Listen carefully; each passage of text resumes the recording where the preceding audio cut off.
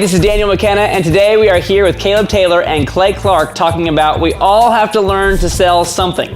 Sales is necessary to success, whether you are selling yourself in a job interview, an idea in a meeting, or a product to a customer.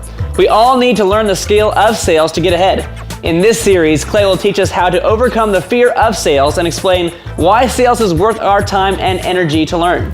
Let's get to it.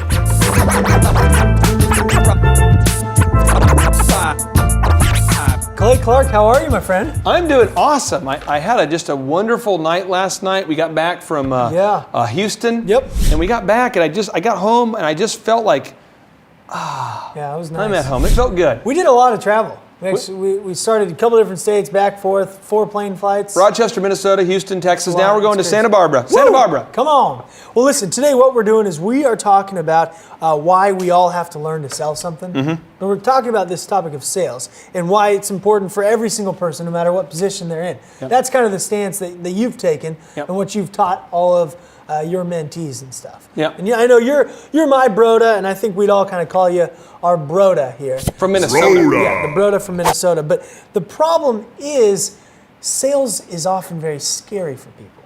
Well, I would say the word sell. I use the word sell because that is the word people say most commonly. Okay. But sell, we all really have to sell something. We all really have to, you just kind of take these two words and you sort of just kind of replace them. You could say, well, we all have to influence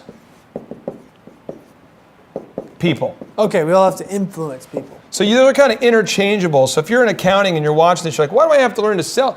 You got to learn how to influence people. Good.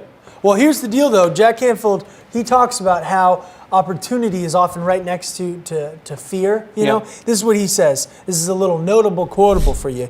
He says, everything you want is on the other side of fear. This is Jack Canfield. Why should we be listening to Jack Canfield, by the way? Just a little side note. He's sold millions of copies of his books.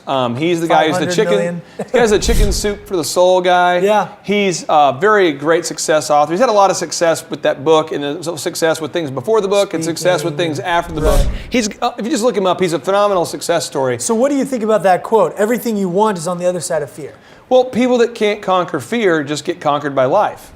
So I'm just telling you, like, when I started Thrive, I mean, I'd had a lot of success up to that point, but to raise a lot of capital, I mean, that's a fearful thing. Something you hadn't done on that scale before. As much, right? Or I had a lot of success in business before that, right. and I had never done speaking. Right. And then somebody said, hey, can you do a speaking event for me? And it's like, but I know enough about fear now to say, absolutely. Right. Before I've even processed it, I'm so used to going, absolutely. Whenever I hear fear starting to pop up and I start to see it starting to get in the way of a dream, I'll say, absolutely. And so it's if it's capital you're afraid of, selling and you're afraid of, whatever your obstacle is, you want to just say yes and move right into it. I love this too because I have another little notable quotable. Again, it's talking about how the biggest problem is fear, and it keeps people from wanting to learn how to effectively influence people. Absolutely. But J.K. Rowling, she actually, a huge success author. She actually, or not success author, a successful author. Yep. She actually grew up on state support, very, very poor.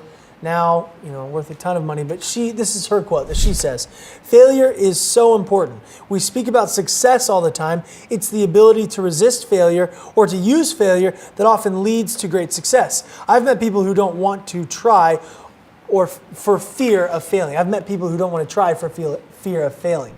But we have to conquer this fear of failing because of what could be on the other side. Well, she's an author who's generated, north of 50 million, 60 million, She's worth 70 million. $1 billion now. Yeah. She's made a ton of money selling her books.